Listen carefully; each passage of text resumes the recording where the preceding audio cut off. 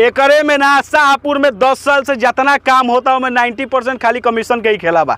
जल्दी से जल्दी काम के निपटा दिया जाता कि बिल भज जाए और जो कमीशन के राशि बा चुनाव से पहले विधायक जी तक पहुंच जाए। ठेकेदार हमारो संपर्क में बाड़े जो उनकर अंडर काम करवाओ रहे वो हमरा के आके बताइबो करे क % आज के डेट में देवे के पड़ता विधायक जी के से छुपल नहीं खे। लेकिन ठीक बा, आज तो परिस्थिति दोसर बा, जनता के बचावल हमनी के लक्ष्य बा। एक बार कल ली जाए ओकर बाद से हम पहले भी कले बानी कि जहिया सत्ता परिवर्तन भइल शाहपुर में 1-1 रुपया जौन चोरौले बा लोग 10 गुना हमनी के वसूलब जा और केहू के बख्शे वाला नहीं। 4 दिन से लगातार रही जब देखो तनी बिहिया चौराहा से जमैनिया लेक भइल बा, रोड पर चलल मुश्किल भइल बा। मय घर के कमाड़ी उमाड़ी कुल लेके धावल जाता लोग जाने के प्रयास कहीं नहीं वो सब जाकर फिर माल जात कहाँ बा। देखिए एक परिवार से हमनी के संपर्क कैले बानी या कुल लोग से हमनी के बातचीत चलल बा कि जौन चीज सवाल के पीछे जौन रहुआ जवाब चाहता नहीं वही बा कि जे भी जाता हुआ अपना निजी व्यवस्था पर जाता, अपन हितई नतई चाहे अन्य कोई सार्वजनिक स्थान बा कुछ दूरी पर हितई नतई, ज़्यादातर लोग अपना हितई नतई जाके अपन सामान रखता।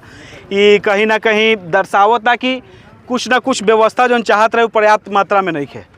आज से कुछ दूरी पर सुरक्षित स्थान एगो चयनित कर दिया गई रही, तो टेंट लगा दिया गई रही, ओजा तो सब केहू जाके अपन शरण लेत, ओजे कम्युनिटी किचन के व्यवस्था कर दिया गई रही, जनरेटर के व्यवस्था कर दिया गई रही, लाइट के कर दिया गई रही।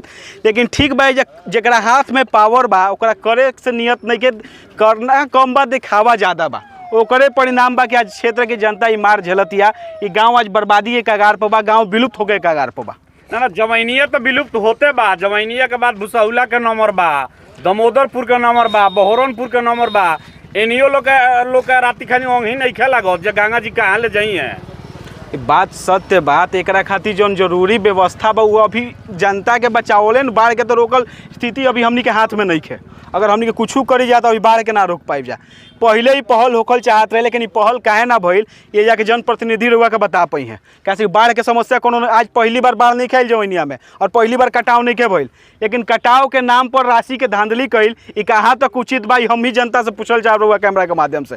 काहे ना राशि के जब स्वीकृति भइल जन प्लान आइल अगर पर्याप्त ना रहे गाँव खातिर तो काहे ना क्वेश्चन कइल कि ना भाई इतना राशि से गाँव ना बची और ज़्यादा राशि हमरा चाहिए तो के जे 9 करोड़ दी 90 करोड़ ना दी गाँव को बचावे खातिर। लेकिन कहीं ना कहीं इच्छा शक्ति के कमी रहे या प्रॉपर प्लान ना रहे, और प्लान भी रहे तो एग्जीक्यूशन जो भइल गाँव में उस समय कहीं ना कहीं गलत रहे। अगर गलत टाइम पर एग्जीक्यूट भी कल गई सबके पता बा कौन सीजन में बाढ़ आवेला, बाढ़ आवे से पहले काहे ना ओकरा के पूरा करे खातिर कौन इ लोग के प्लान रही इस लोग को उजागर करे के चाहिए। समय कम रहे तो नंबर ऑफ लेबर्स बढ़ा के ओकरा के समय रहते ओकरा के पूरा कर लियल गई रही, शायद कुछ उम्मीद रहे कि कुछ बाच गई रही। लेकिन ई कल जाइत कब जब इच्छा शक्ति रही हमने काम करे के। एजा एकमात्र एजेंडा रहे कि चुनाव से पहले जितना ज़्यादा से ज़्यादा कमीशन के राशि बा ओकरा के वसूल लिहल जाओ और ओकरे भेंट ई गाँव चढ़ी गई बट आज के डेट में मने रहुआ मानत नहीं जकर में कमीशन बाजी भइल बा। एकरे में ना शाहपुर में 10 साल से जितना काम होता है 90% खाली कमीशन के ही खेला बा।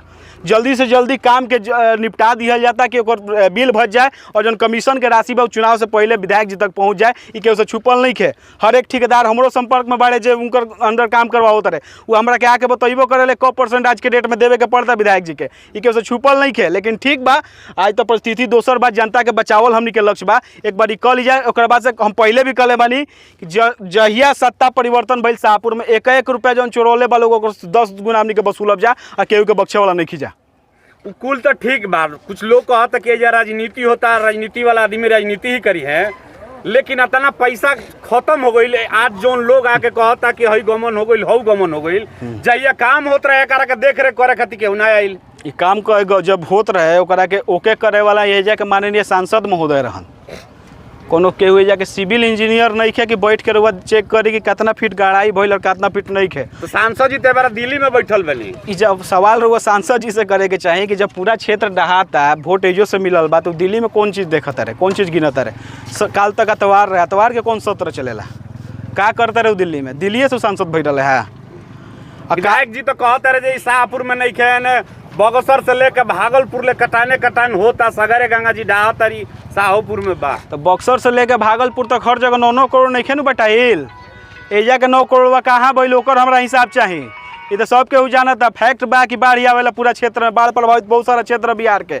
लेकिन एजा खातिर गाँव खातिर स्पेशली 9.5 करोड़ रुपया आई रहे, का भइल का ओकरा के आसमान निकल गई कि धरती खा गई, कहाँ गई पैसा आ के उखाइल पैसा के लेके जाके गांव के जनता से रउआ पूछी, उ लोग कहत लोग बोरी में सूखल माटी भर के फेंकात रहे बांध रोके खातिर।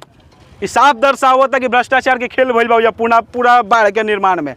लंगर के नाम पर अपना आदमी के लंगर दे दिहल गइल बा ताकि वहू में जौन अपन आदमी बाड़े खियावस 50 किलो गिनवावस 500 किलो उ खेला चलत रहो।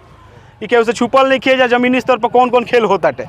लेकिन ठीक बा, उनका हाथ में सत्ता बा, पावर बा, आज के डेट में उ जैसे दुरुपयोग करस कर लेस, लेकिन जनता बहुत परेशान भी है, ओकरा के माफ़ करे वाली नहीं है। आखिरी सवाल भाई बता दी कि 9 साढ़े 9 करोड़ तो हाला बजे आ गई, कतना आ गई, तो का बावजूद एक बुझाता कि अब चुनाव बा, अगला साल एक के रोके खातिर फिर फंड आई या प्रयास हुई सरकार के तरफ से? देखिए, एकरा के डीप एनालिसिस के जरूरत बा कि एकरा के रोकल जा सकता कि एकरा के कैसे का करे के पड़ी। एकरा के प्रॉपर विभागीय जो एक्सपर्ट हुई है उनके साथ बैठ के समझे के पड़ी कि कटाव के का दिशा बा, कौन तरह के ओकर रूप बा, ओकरा अनुसार ही एक्शन लिया जा सकता। जहाँ तक बात बा जवैनिया गाँव के, तो जवैनिया गाँव के ओजा बसावल संभव नहीं है। उनका के एक सुरक्षित स्थान पर सरकार से जमीन अलॉट करवा के गाँव के बसावे खातिर हमने के पहल करब जा।